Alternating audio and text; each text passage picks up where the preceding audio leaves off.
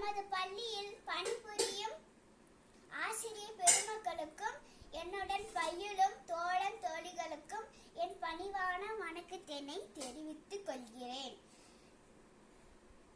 விருதுநகரின் வீரன், படிக்காத மேதை, பகுத்தறிவு பகலவன், எளிமையின் தலைவன், மதிய உணவு அளித்த மகான், கரைப்படியா கைகளுக்கு சொந்தக்காரர் கர்ம வீரர் காமராஜர் அவரை பற்றி பேச வந்துள்ளேன். கற்கே நன்றே, கற்கே நன்றே, பிச்சை புகினும் கற்கே நன்றே என்று கூறியவர் ஔவையார். பிச்சை எடுத்தாவது மதிய உணவு அளித்து உங்களை கல்வி பயில வைப்பேன் என்று கூறியவர் தான் நம் பெருந்தலைவர் காமராஜர். கர்ம வீரர் காமராஜருக்கு படிக்காத மேதை, கருப்பு காந்தி என பல பெயர்கள் இவருக்கு உண்டு. 1976ஆம் ஆண்டில்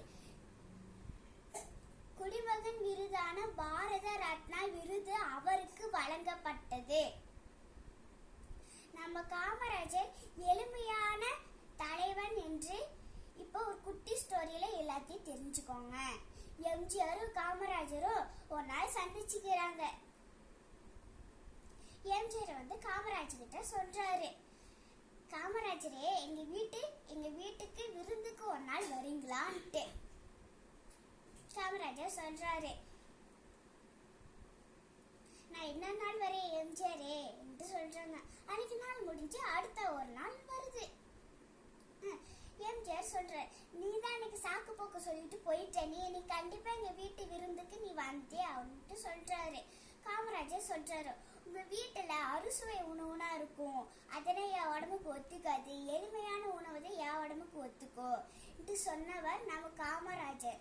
எளிமையான வார்த்தை, எளிமையான உணவு சாப்பிடவர் தலைவன் தான்.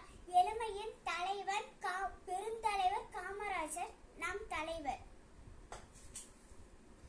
1954ஆம் ஆண்டு தமிழ்நாட்டின் முதலமைச்சராக இருக்கும் போது நடந்த நிகழ்வை சொல்றேன் கேளுங்க.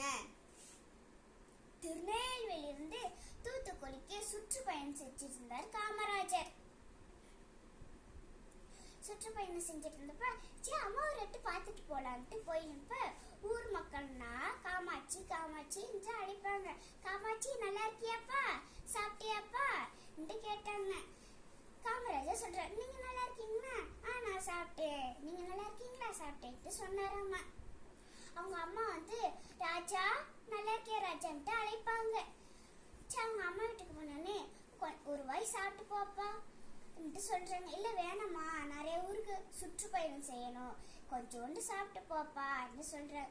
சரிம்மா நான் சாப்பிட்றேன்ட்டு கை கழுவு போனப்ப அவங்க வீட்டுல பைப்பு மாட்டி இருக்கு. அம்மா நீங்களும் காசு செலவு பண்ணி பைப்பு வாங்குனீங்க கேட்டாரு காமராஜர். இல்லப்பா, பஞ்சாயத்து ஆபீசர் மாட்டி விட்டு போயிட்டாங்க, நான் வேணப்பா சொல்லிட்டோம், அவங்களே போய் மாட்டி விட்டுட்டாங்க, வேணப்பா சொல்லிட்டோம். உடனே போய் பஞ்சாயத்து ஆபீசருக்கு போயிட்டு அவங்கள கூப்பிட்டு வந்துட்டு, நீங்க தான் எங்க அம்மா வீட்டுக்கு போய் பைப்பு மாட்டினீங்களா கேட்டாங்க காமராஜர். பஞ்சாயத்து தலைவர் சொல்றாரு, ஆமா உங்க அம்மா வயசானவங்க தானே, வயசான பாட்டி தானே, அதனால அவங்க சிரமத்தில் இருப்பாங்க தானே, உடனே தூக்க முடியாது, அதனாலதான் நானே போய் மாட்டி விட்டேன் பைப்பு. இதே மாதிரி தானே கலெக்டர் வீடு, பிரசிடென்ட் வீடு, இது மாதிரி ஓசிலியா மாட்டி விடுவேன்.